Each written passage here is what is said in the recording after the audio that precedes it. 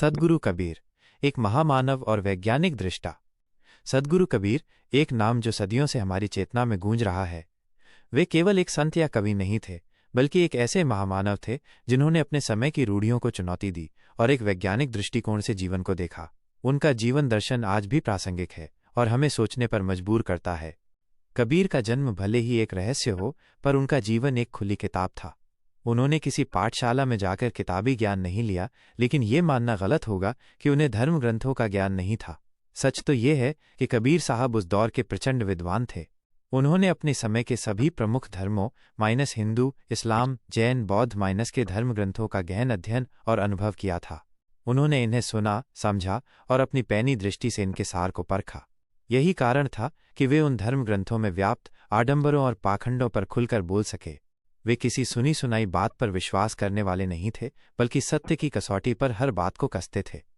कबीर साहब ने कभी किसी ईश्वर या परमात्मा की सत्ता को उस रूप में नहीं स्वीकारा जैसा कि आमतौर पर माना जाता है। उन्होंने मूर्ति पूजा, अवतारवाद और कर्मकांडों का घोर विरोध किया। उनके लिए राम दशरथ के पुत्र राम नहीं थे, बल्कि वो राम थे जो हृदय में रमते हैं, जो घट घट में वास करते हैं। वो अंतरात्मा का राम था। कबीर ने सृष्टि के उत्पन्नकर्ता के रूप में किसी व्यक्तिगत ईश्वर की अवधारणा को खारिज किया। उन्होंने प्रकृति की सत्ता को एक नियम के तौर पर देखा, एक ऐसी व्यवस्था जो कारण और कार्य के सिद्धांत पर टिकी है। उनके लिए यह ब्रह्मांड स्वयं में पूर्ण था, किसी बाहरी शक्ति द्वारा निर्मित नहीं। यही कारण है कि कबीर साहब ने कभी चमत्कार या अंधविश्वास को बढ़ावा नहीं दिया। वे चमत्कार विरोधी थे। उनके बारे में जो चमत्कारों की कहानियां प्रचलित हैं, वे उनके अति श्रद्धावान और भोले भाले भक्तों द्वारा उनकी महिमा मंडित करने के प्रयास मात्र हैं। कबीर खुद एक कर्मयोगी थे और उन्होंने हमेशा मानव को अपने कर्मों पर ध्यान देने की प्रेरणा दी। कबीर साहब के नाम से आज कई ग्रंथ प्रचलित हैं, पर उनका मूल ग्रंथ बीजक है। ये उनकी वाणी का सार है, जिसमें उनके दोहे, सबद और रमैनी संकलित हैं। बीजक में कबीर के मूल विचार, उनकी निडरता और उनकी वैज्ञानिक सोच झलकती है। बाकी के जो ग्रंथ उनके नाम से मिलते हैं, उनका निर्माण बाद में हुआ।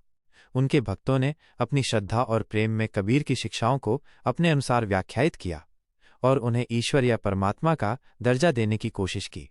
इस प्रक्रिया में कबीर के मूल विचारों में कुछ मिलावट भी हुई और वे तमाम ग्रंथियां पैदा हुईं जो आज भी हमें कबीर को समझने में भ्रमित करती हैं। परंतु कबीर का असली संदेश सरल और स्पष्ट है: मानवता, समानता और प्रेम। उन्होंने जातिवाद, धार्मिक कट्टरता और सामाजिक भेदभाव का हमेशा विरोध किया।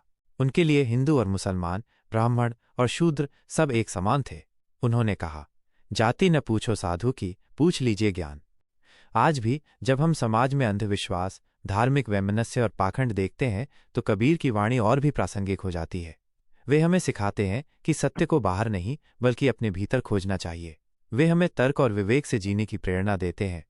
सद्गुरु कबीर एक ऐसे महामानव थे जिन्होंने समय से आगे की सोची और हमें एक ऐसे समाज की कल्पना दी जहां प्रेम, समानता और ज्ञान ही सर्वोपरि हो। उनकी शिक्षाएं हमारे लिए एक प्रकाश स्तंभ हैं जो हमें सही मार्ग पर चलने की प्रेरणा देती हैं। आप वीडियो तो पूरी देख लेते हो, लेकिन सब्सक्राइब नहीं करते हो।